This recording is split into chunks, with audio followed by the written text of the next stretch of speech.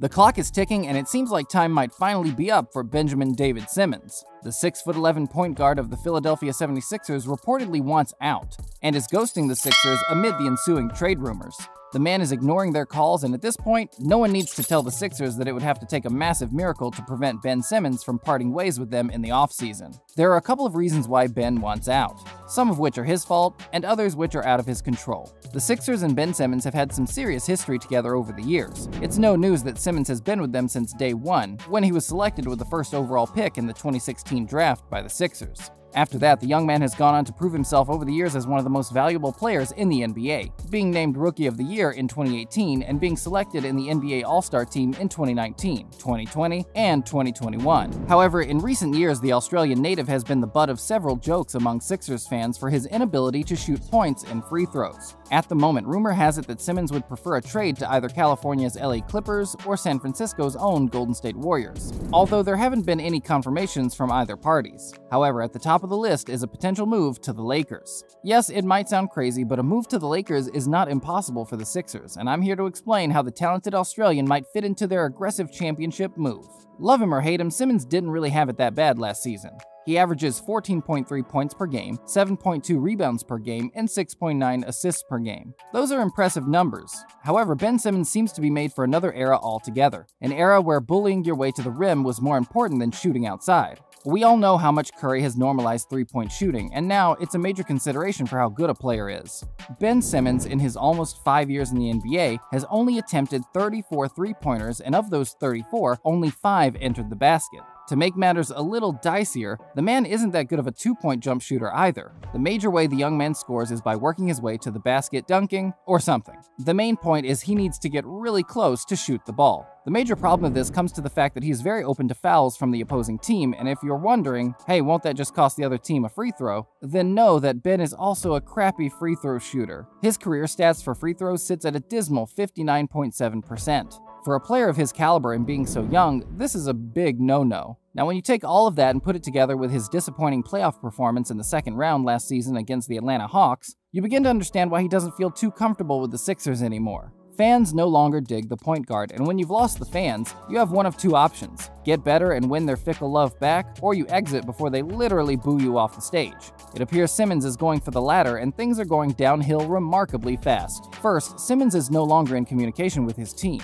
including his teammates and coach. It doesn't sound like the brightest approach to the situation, but there could be a whole lot going on behind the scenes that we probably have no idea about, and maybe that's why he's taking these drastic measures. All of the gaps in his resume and skills have made Simmons' value as a player on the market incredibly low. But while that might sound like a bad thing to many, it could actually be a blessing in disguise for Simmons. This is where the Lakers come in. We are all aware of all the silent moves that the Lakers have made so far, and we all witnessed the one loud move that saw the incredible Westbrook join their ranks. At this point, you might say that the Lakers don't look like they need any other point guard, and you would be right. At least partially.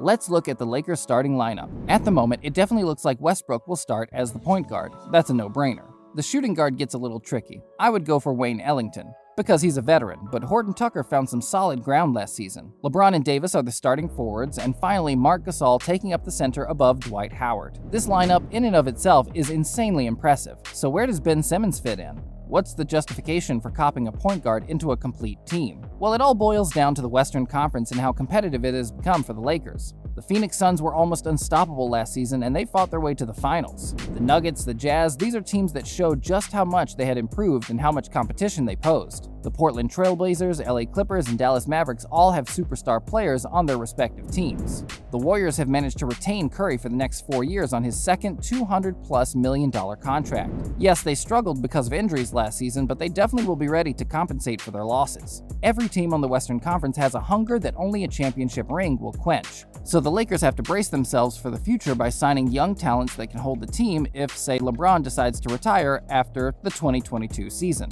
Let's be candid. The King is great, but the King is also old. He's 36, and while he might not have said much about retiring, it doesn't hurt to be prepared. We also don't know how long he can keep continuing delivering superstar-level sport. We've already seen the King get an injury. I'm just saying, anything can happen.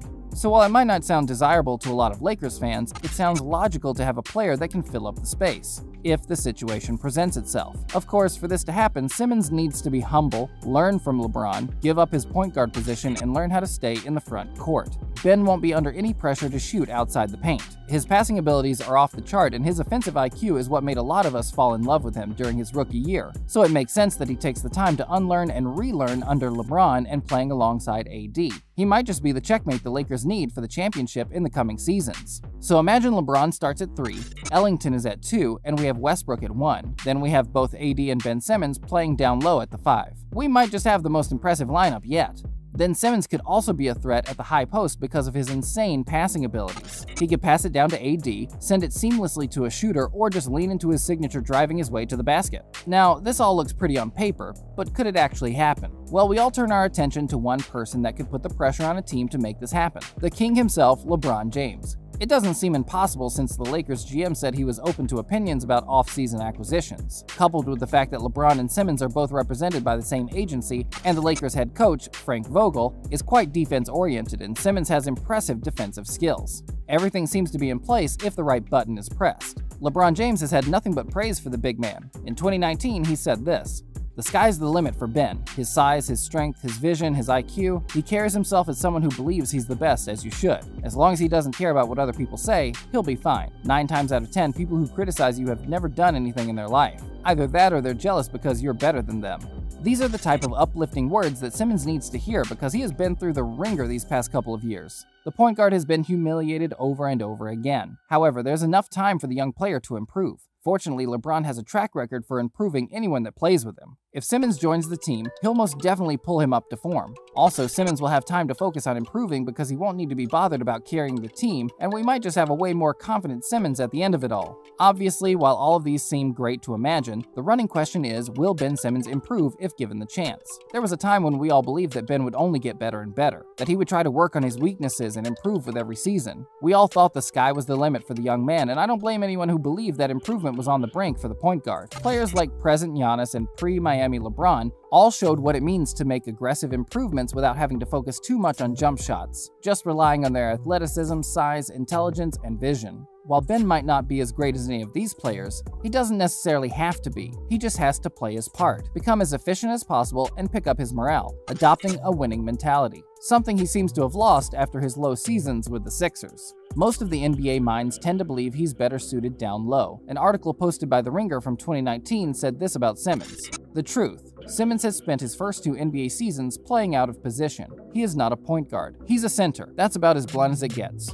Head coach Doc Rivers was asked about Simmons' ability to lead a team following their playoff elimination, and answered by basically saying he did not know the answer to the question at the moment. One more thing is a speculation that might just be proven true if the opportunity presents itself. Pundits believe that Simmons has been playing out of position. The theory is that he is not a point guard and that he is more suited for a center position. This might be a sentiment that Sixers head coach shares because when he was asked if Simmons was capable of leading the team after their playoff eliminations, his answer was inconclusive. He practically couldn't tell, and that pissed Simmons off. He might not have made a statement, but I would be pissed if I were in his situation, and that could explain why Simmons has cut off communication with his coach. We still don't know if the Lakers will make a choice for Simmons or if LeBron can see the necessity of a deal like this. We might not know now, but we have enough time to find out. Meanwhile, Ben Simmons will make his moves irrespective. We can only wish him the best. Comment below to let us know your thoughts, and be sure to subscribe for more. And don't forget to turn on notifications so you never miss another one of our videos. We'll see you next time, latest Hoops fans. Until then, keep shooting your shot.